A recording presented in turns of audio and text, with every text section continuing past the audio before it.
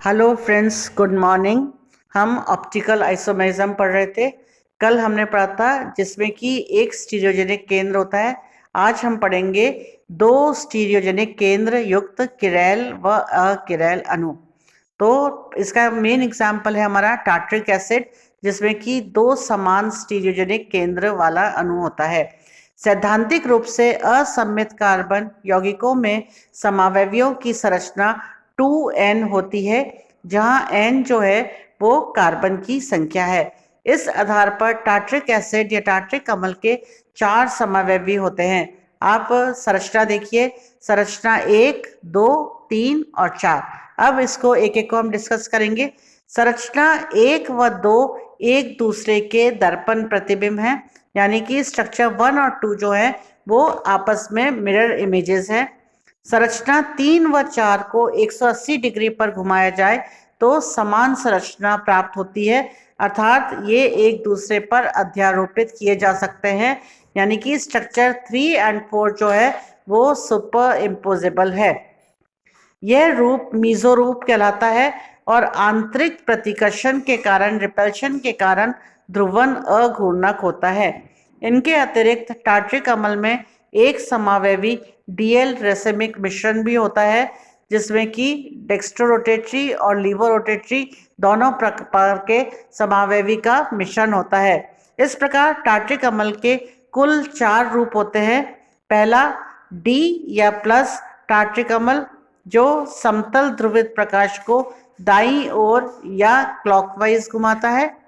दूसरा समावयवी जो है, दूसरा आइसोमर जो है वो एल या माइनस टार्ट्रिक अम्ल, जो समतल ध्रुवित प्रकाश को बाईं ओर या एंटी क्लॉकवाइज घुमाता है।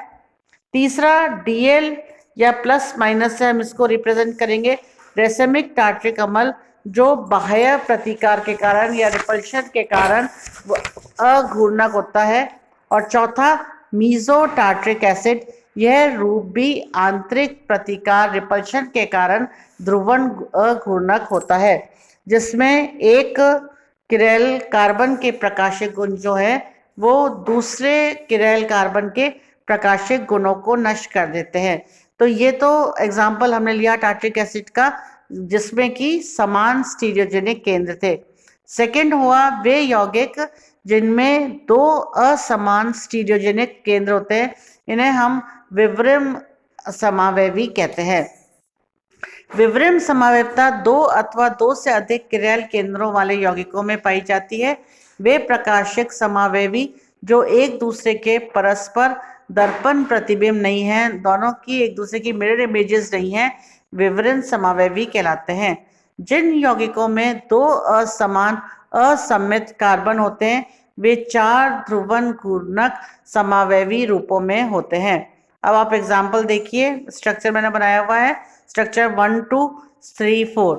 इनमें स्ट्रक्चर 1 और 2 जो है संरचना परस्पर दर्पण प्रतिबिंब है, मिरर इमेजेस हैं।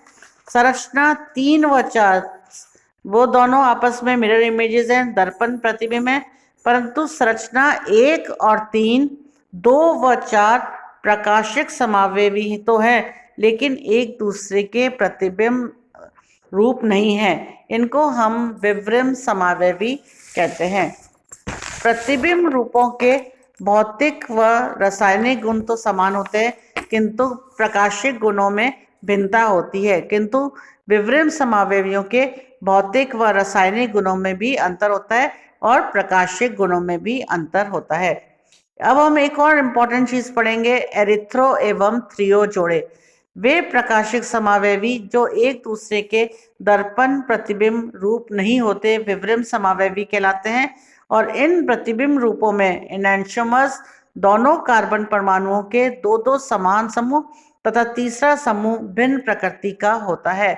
ऐसे प्रतिबिंब रूपों के जिस जोड़े के समान समूह एक ओर स्थित होते हैं उन्हें हम एरिथ्रो जोड़े, तथा जिसमें समान समूह विपरीत दिशा में लगे हों उन्हें हम थ्रियो जोड़े कहते हैं।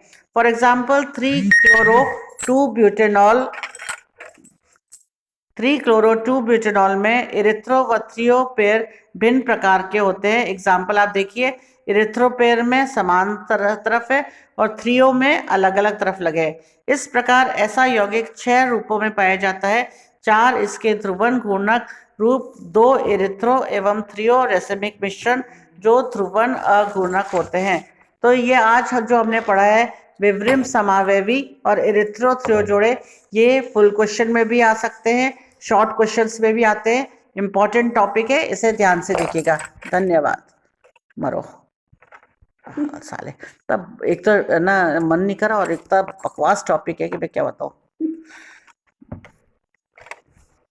बिल्कुल मन नहीं कर रहा कुछ भी करने का सच में, पर ये टाइम भी कैसे पास करें ना, ये भी तो एक मुसीबत है।